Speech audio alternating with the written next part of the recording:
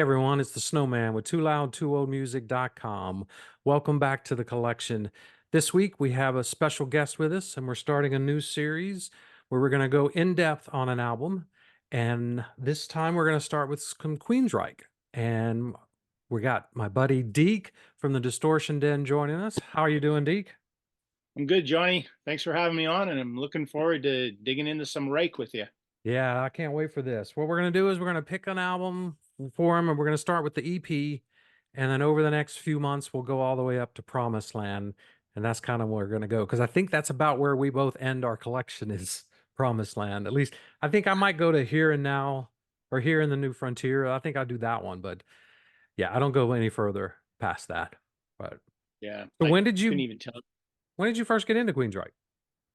Queensryche came across my radar basically in '83 when the EP came out, and that was probably due to buying the American magazines at the time, your Circus, your Hit Parader. They would feature a new artist. Um, Probably read something about a write up. I think it was probably Hit Parader actually, where they had have the upcoming artists, and they would talk about this band from Seattle that sound like Maiden, sound like Priest, sounds like a bit like Dio. And, I was still in high school at the time, 83s, probably going in grade 11 at the time.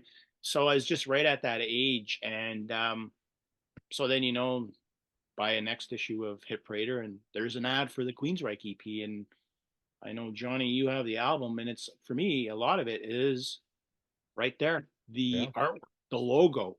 Yeah, I that mean, logo is something else. it hooks you in, Yeah. and and there we go. They're all young rock guys, and you see a picture of that, and you're thinking, God, they sound like Iron Maiden and Priest. Yeah. Sign me up. So that's basically my introduction to them. And when you get when you boil it down, Johnny, it's 82, going back to 82, and I'm sure you can relate to this. It was about A lot of it was album covers. I mean, you had Number of the Beast from Maiden from '82, which is a fantastic album cover. You had Judas Priest, Screaming for Vengeance, Scorpions, Blackout. So when you see those album covers just pop out at you, and you're like, Yeah. yeah, I want to know what's inside that. So you go buy it. And '83, even, you had Maiden again with Peace of Mind. You even had those old Buzzards Kiss with the simple album cover. Lick It Yeah. Up, right? White background, and they're unmasked. And Yep. that even pulled me in, right? So, the power of the logo and the album cover. So that's basically my long story for you. But yeah, what's great. It's just a solid black, but Yeah. that color, the purple around the edge, and then the way that the font of the Yeah. title, you're just thinking this is going to be heavy. I mean, when you Yeah. look at that, Yeah. um, and it is. For me, I didn't get into them until about 87, 88. I Mm. saw them open for Def Leppard on the Hysteria tour, and I That's think I saw crazy. them twice. Uh, and I was like, never really heard of them. So I'm like, all right, let's go. We'll watch the opening act. They blew me away. I mean, Tate's voice and everything live is just unreal. And so I think I went home because we drove up to Chattanooga, and I lived in Atlanta at the time. We drove up to Chattanooga and catch them. I immediately came back the next day. I went to Turtles and bought the Operation Mindcrime and fell in love with that album. So once I found that one, I went back. I did Rage, I did The Warning, and then I did the EP. So it was kind of like I took each step backwards and went that way. Yeah. Yeah. Yeah. So, but yeah, this thing is really good. But first, the band themselves, before they were Queensryche, they were called The Mob. And it was pretty much it was Michael Wilton, Scott Rockenfeld, Chris DeGarmo, and Eddie Jackson. That was Yep. who they were. They were doing cover songs, and they needed a singer, and they knew Jeff Tate, and they asked Jeff to come in and help them out. And Jeff did a couple shows as the Mob, but he didn't want to stay with them because they were a covers band. He's like, I don't want to do covers. So they eventually, I think, decided, all right, well, let's do our own songs, and they did, and they finally signed with a little label called 206 records. Um, Okay. they couldn't use the name The Mob because it was already taken. So they changed their name based off one of the songs, and it's the opening song of the album, Queen of the Reich, which you can't really see there. But they didn't want to do Queen Reich with the way that's spelled because they didn't want to be associated with the Nazis. So that's why they changed it to the Ryche with the two little dots over the Y. Um, and that's how they became Queensryche, just for reference sake, so everybody knows. But it's always been the five guys, those original five guys that stayed for, God, they stayed for a while. I forget what album, up until the 90s, it was the original five guys. Can't say Was it? that anymore. Yeah. No, was it? Wasn't that '97 album that you mentioned earlier? Was that the last one that had DeGramo on it? I think it's the one after it wasn't Not the. QI2 Q2K. Was it the one before that one? Mm, Yeah, I don't remember the name, but it was after Here and Now in the Frontier or Here in the New Frontier. I don't know. no, they had a good run for almost what 20 years by that point almost. So Yeah. Yeah, because it they started pretty early. So what do you think of the opening track, Queen of the happens. Reich? Jeff Tate. I mean, he just soars vocally. I mean, it's just bonkers. That is what do you call that? A wail? You call that a scream when he Scream? does the like like it's so over the top. I mean, it's a great track. I mean, the whole band is firing on all four cylinders. I mean, Yeah. you got you got great guitars, great bass. I mean, especially when the song gets into that um, solo section and Scott Rockenfield on his drums. Oh, yeah. I mean, he's just you get in that whole double bass, and it's like some fantastic. It's metal, It is you know, metal. and It's it made has. you can definitely hear the Maiden influence I on was it just gonna say, I hear Maiden and I hear Judas Priest on steroids. with those screams and stuff. Yeah. Well, I Yeah, guess even Bruce does those as well too. yeah, but yeah, it's just bonkers good. Yeah, I think it's when you hear Tate just hit those notes and and the glass shatters basically in all your windows when he gets all so high. But yeah, some of the notes I think I took the solo I thought was just crazy, Mm. but it was melodic still at the same time. You could kind of sing it a little bit or hum with it. But it was Yeah, the Scott Rockenfield you mentioned, those drum barrages he would just do during that solo and stuff, or right at the end of the solo. It was just a really hard pounding, heavy song. And I thought it was, I mean, it's one of the best songs on the EP, and might be one of their best. I mean, in the at least first couple albums, anyway. But yeah, I really like that one. It did it was released as a single, and it did really well in the UK. It charted, I mean, at 94, but it still charted in the UK. It didn't chart anywhere else that I know of. mm, Because I think they were somewhat bigger, I think, over there than they were here at first. Um, but and they were one of the first bands from Seattle, you yeah, know. yeah. No kidding. Next to Heart.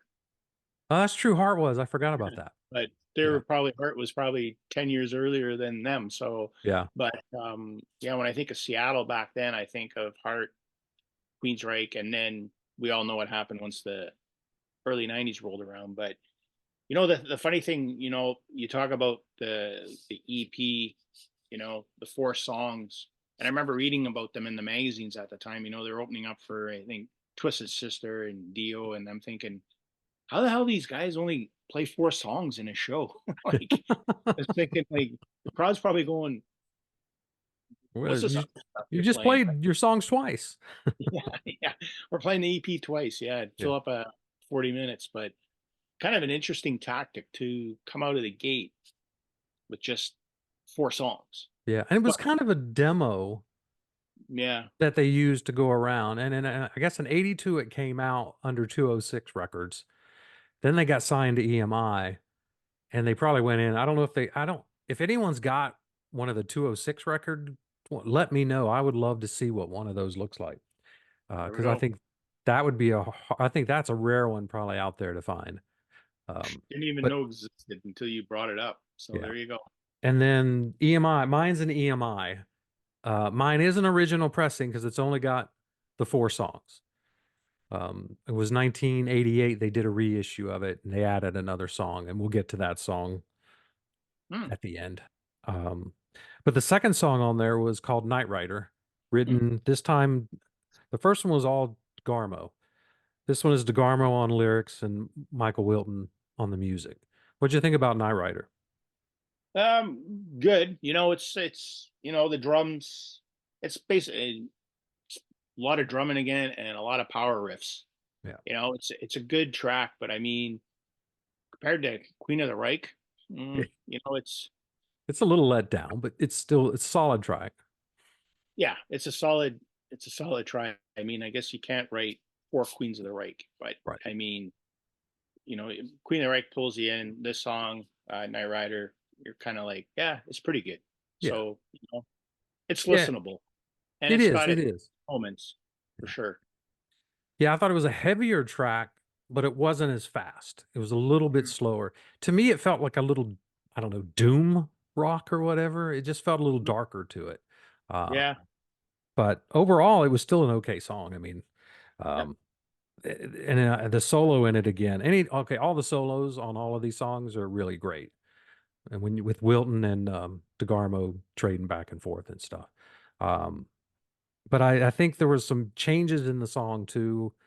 I don't know if tempo or whatever, but I don't know. It just kind of dragged a little more. It wasn't as exciting as that opener. And I don't know if the vocals were as exciting either. They were good, but they don't catch you as that opening track does. Yeah. no, Yeah. not even close. So the next song is called Blinded, and again it's a DeGarmo and Wilton track. Mhm. What'd you think of that one? I really like it. I like it better than Night Rider. I like it when at the one point of the song, is it the pre-chorus into the chorus where Tate doubles up his vocals and drives that song forward once again with his voice. I don't think it's anybody else doing the vocals on that Yeah. except him. And yeah, you know what? A great driving tune. And yeah, like he's singing about what demons and all kinds of crazy shit in that. So it's like I'd almost put that. It's probably the second best song on the CP. Oh, I wow. really like it. Yeah. Well, I Okay. shouldn't say that just quite yet. So But good yeah, song. yeah, I liked it. It's heavy, another heavy track. So it's another rocking track. It's a little bit brighter Yeah. than Knight Rider, which you know, dark's good and everything, but I don't know. This one just felt more, had a little more oomph to it, and I liked it a lot more than Knight Rider. So, but it's not my second favorite. That'll be the next one we talk about. So, I may and have that one is The Lady Wore Black with Yep. this one, Jeff Tate did the lyrics and Mhm. DeGarmo was the music on this one. And it's a power ballad, I guess you would call it. Mhm. It's more ballady than anything else they have on this thing. Yeah. It is the opening totally reminds me that you would find off uh, Dio's Holy Diver or Last Yeah. in Line album, and it also features how many metal records can you say that you hear whistling at the Yeah. start? Hmm. And do you know Right? that was an accident? Yeah, I did read that. Yeah. So I when I thought that listened was to it interesting. and I heard whistling, I thought, is that whistling? Yeah. So sure enough, it's whistling, and I thought, wow, everybody talks about Axl and his whistling. Nah, man, Jeff Tate, rewind Jeff Tate did it first. Yeah. Now first. it's And not that no, it's no, noticeable, but it's not that noticeable. yeah, no, it's not. But yeah, the story on that, I think you read the same thing I did, is Jeff was like setting the mood in the studio or whatever and turned the lights Yeah, down and lit a candle.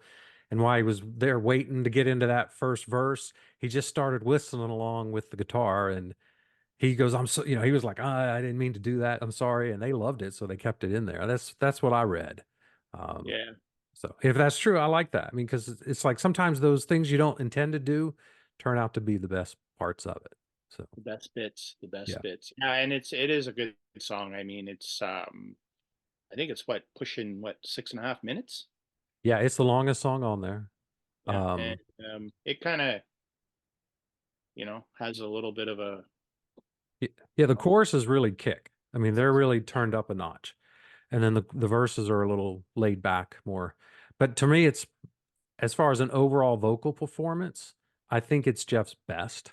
Now, the notes on Queen of the Reich are killer, yeah. but vocally overall, I think he just did a fantastic job on here. And his voice back in the day, I mean, just I mean, love it.